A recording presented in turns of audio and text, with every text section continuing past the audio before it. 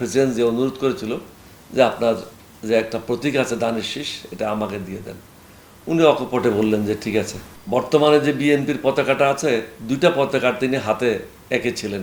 উনি আমাকে দিয়েছিলেন যে দুইটা পতাকা পুরানো ঢাকা থেকে বানিয়ে নিয়ে আসো। আমি দুইটা পতাকা বানিয়ে নিয়ে আসলাম, যেটা ওনার পছন্দ সেটাই নিলেন, যেটা বর্তমানে বিএনপির পতাকা। তো নামটা আমার দেওয়া, ওনার দেওয়া ছিল জাগদল। আমি পরে বললাম যে না, জাগদল না, আপনি এটা বিএনপি করেন।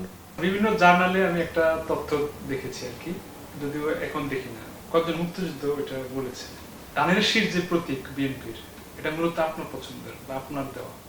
না, এটা ঠিক না। এটা ভাসানী সাহেবের সাথে আমাদের একটা গভীর সম্পর্ক গড়ে উঠেছিল। ওনার শেষ জীবনে ওনার রক্ষণাবেক্ষণ আমরাই করেছিলাম। ভাসানী সাহেব যখন এন্তেকাল করেন, প্রেসিডেন্ট জি আমাকে দায়িত্ব দিয়েছিল। আমি এককভাবে হেলিকপ্টারে করে পুরানো এয়ারপোর্ট থেকে ভাসানী সাহেবের দেহ নিয়ে যাই এবং ওনার দাফন সম্পন্ন করে আসার পথে ডিসির থেকে একটা গাড়ি নিয়ে সন্ধ্যার পরে চলে আসি। রাষ্ট্রীয় মর্যাদায় ওনাকে দাফন করা হয়েছিল।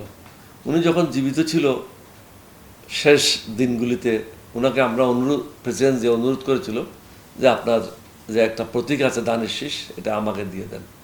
উনি অকপটে বললেন যে ঠিক আছে, আপনি দানের শীষ নিয়ে নিতে পারেন আমার থেকে।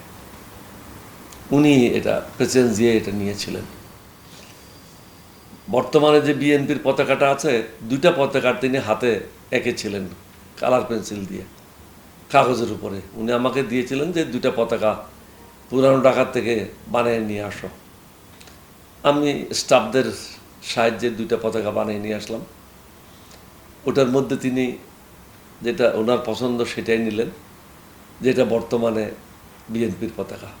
তো নামটা আমার দেওয়া, ওনার দেওয়া ছিল জাগদল।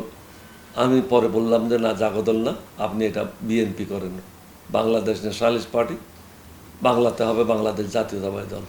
তখন উনি 1 বছর পরে চেঞ্জ করে পরিবর্তন করে বিএনপির নামটা দেওয়া হয়। নাম আমি দিয়েছিলাম। জনবল যেটা প্রাথমিকভাবে জোগাড় করার কথা ছিল, সেটা আমিই করেছিলাম। কারণ বিভিন্ন জায়গায় জেলাতে যখন মিটিং করতে যেতাম, আমার একটা অন্যতম দায়িত্ব ছিল ওখানকার অফিসিয়ালদের সাথে বসে ভালো ভালো রাজনৈতিক লোক কারা আছে, কারা আসবে, তাদের নামগুলি সংগ্রহ করে তাদের সাথে আলাপ আলোচনা করে এটা ঠিক করে রেখেছিলাম। আমরা যখন রাজনৈতিক দল করব, তাদেরকে রাজনৈতিক দলে সম্পৃক্ত করব।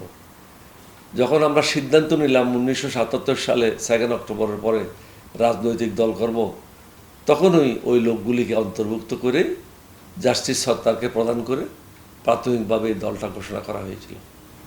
তার মানে নাম, পতাকা এবং প্রতীক সবকিছুর সাথে আপনার একটা সম্পৃক্ততা ছিল। অবশ্যই সম্পৃক্ততা ছিল। নামটা আমি দিয়েছি, কিন্তু পতাকাটা উনি নিজেই তৈরি করেছিলেন, যেটা আমি পুরানো ঢাকা থেকে রেডি করে আনছিলাম। দুইটা পতাকা, আপনার বললাম তো।